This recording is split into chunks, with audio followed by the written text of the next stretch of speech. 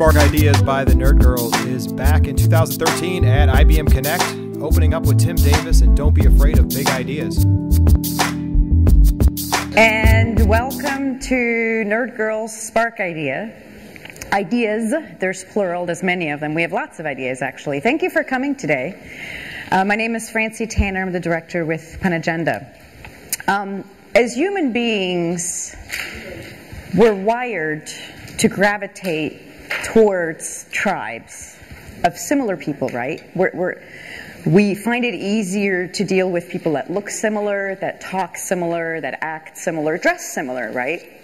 So several years ago, probably 8 years ago or so, a few of the original Nerd Girls kind of got together unofficially and started exchanging our ideas and our struggles with basically being part of a male-dominated industry, right?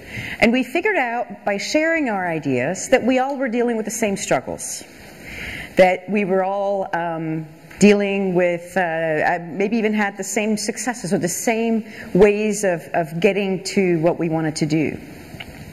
That was incredibly liberating and actually a lot of fun, quite frankly. So 5 years ago, we got together and officially started coordinating events, headed up by Gabriella Davis. We've been doing BOFs, we've been doing panels, and this is our second year of doing the Spark Ideas session, which is more kind of a TED Talks. You guys know that? A TED Talk type format.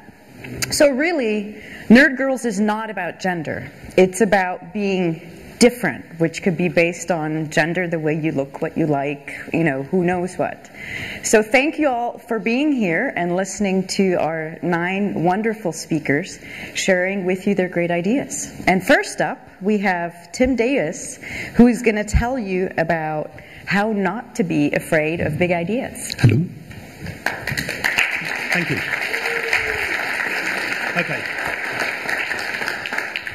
Okay, so what I'd like to talk about is how a lot of people are really scared of big ideas. You get it through school, you feel that you're not understanding something and some things just seem unsurmountable.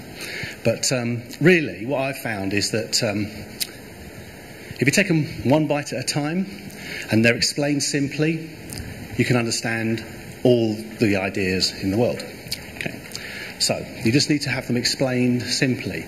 And what I'd like to do is try explaining one of the biggest ideas of the 20th century, which is Einstein's special relativity. Okay, so you can imagine the most scary thing, Einstein and special relativity. So, the idea is you just need to have that simple idea and you can build from there and go on. So, what do you need to understand Einstein's special relativity? Actually, you don't need very much. You just need one piece of information and a folded cocktail napkin. So you can't see this because it's too small, so I've drawn one up there, which we can all see. Okay. So the piece of information you need to know is, you've probably all heard this, it's kind of sciencey, it's the speed of light. The speed of light is the speed of light and it's always the same. You've probably all heard that, speed of light is constant. It goes very, very fast. It's always the same, no matter where you are, what you're doing. Up, down, left, right, North Pole, South Pole, on Mars, out past Jupiter, bottom of the sea, you name it. It's always the same. So if you've got that, you can now understand special relativity. And I shall now take you through it. Okay? It's very simple.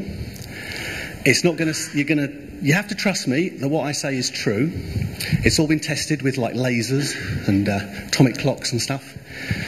And here we go. Right, so most everybody here flew in, I'm guessing, to Florida. Okay, so imagine I'm sitting on the plane, I've just got on, I've put my bag up, everybody's milling around. I'm sat there and I look across the plane and there's a guy on the other side there with an iPad and he's watching a TV programme. So I'm sitting there and watching and the light from the iPad travels across the plane to me. Doesn't take very long because it's very fast, about 15 nanoseconds. And it travels along, bip, to my eye, I see what he's watching Game of Thrones or something. And all well and good. Now, 2 hours later, I'll finish my meal and I look across, we're in midair, 500 miles an hour. And I look across and now he's watching the second episode of Game of Thrones. So the light from his iPad travels across to my eye, takes 15 nanoseconds, exactly the same. I could measure it if I wanted, with a laser, if I could get it through security, I could measure it. So it still takes the same. So if you imagine that's it, the iPad over there travels across the bottom to me, sitting on the plane. So, but there's a difference now, you see. We're not sat on the tarmac, waiting for takeoff, eating snacks and drinking champagne. We're in the air. We're travelling 500 miles an hour. That's what's different. So, how does that make a difference? Well, basically it means that as the light travels from his iPad across to my eye, the plane moves forwards. So as the plane moves forwards, the light travels in a kind of diagonal, if you imagine. As it moves forwards, it moves in a diagonal, comes to my eye. Like that. So that's it there. Plane moves forwards, and the light travels instead across the diagonal. If you're sat at a dinner table or in a bar, you can point this out on a napkin, impress your friends. So what's the main difference here? You're looking at this triangle, and the absolute magic of this whole thing is that the diagonal is longer than the bottom line. Diagonal's longer than the bottom line. That's not too bad. And the other bit, which we go back to the beginning, which is the single piece of information that we need to know, which is the speed of light is always the same. Doesn't matter if you're sat on the tarmac, doesn't matter if you're travelling 500 miles an hour. So, the speed of light always the same. When you're moving, it travels along the diagonal. It travels further. Travels further at the same speed, takes longer. Travels further at the same speed, takes longer if you're moving. So, what you have is you have a bit of light that travels from the iPad to your eye in 15 nanoseconds. When you're flying, it's not the same 15 nanoseconds. These 15 nanoseconds are longer.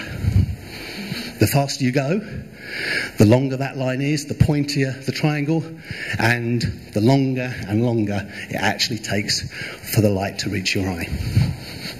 So, if you're travelling faster, time slows down because it takes longer for those 15 nanoseconds to happen.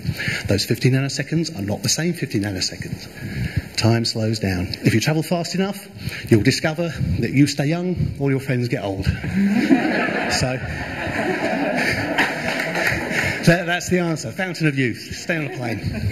So that's the one I'm getting at. That's basically the idea. Obviously, it's a lot more complicated than that, but you could take that kernel. That is it. That is the kernel of special relativity. And you take that, and then you can build that forward into basically all the science of the 20th century. So what I'm saying is, don't be afraid of the big ideas. You eat the elephant one bite at a time, and you stand on the shoulders of giants. Thank you very much. Thank you.